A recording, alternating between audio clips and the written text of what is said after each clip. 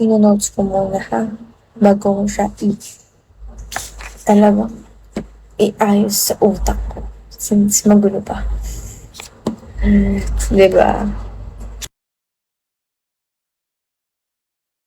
Spot mo. Patay mo nga, tapos buksan mo.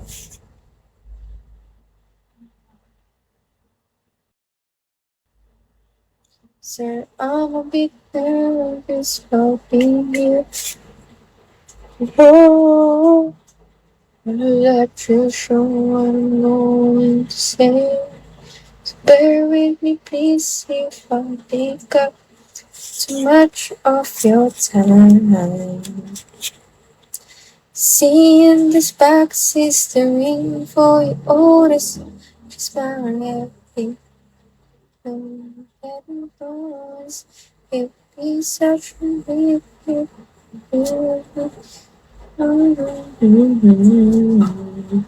Swear soon hoping that I know. Maybe it's a make my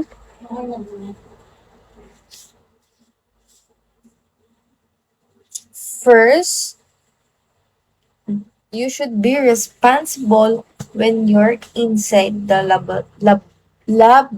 laboratory. Because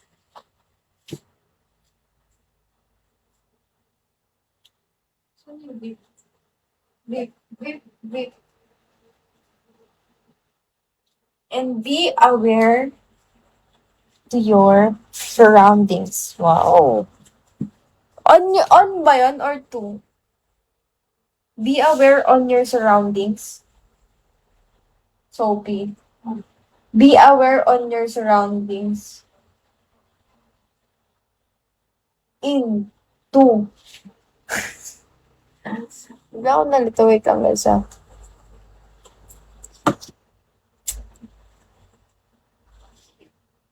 Guys kasi, give suggestions on how to maintain safety in handling apparatus.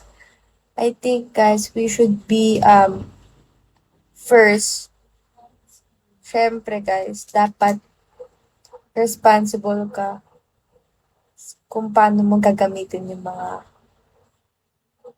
gamit. Я болтала по телефону, ну, все такое, короче, дела всякие делала и все. Dapat. Ух ты. Kalimutan ko ang sasabihin ko. Tapos, aware ka sa surroundings mo. Para kapag may nangyaring accident, is masusolusyonan agad. And third,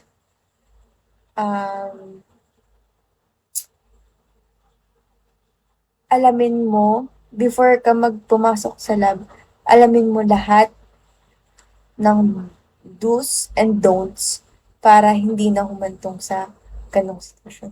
So, paano ko yun ita-translate sa English? Okay, ganito yan. Pinag-aaralan ko guys, syempre para yes, okay. First, you should know the do's and don'ts. Ayan, first. And second, work. Ayan gagawin, work carefully. And follow the required procedures. Okay.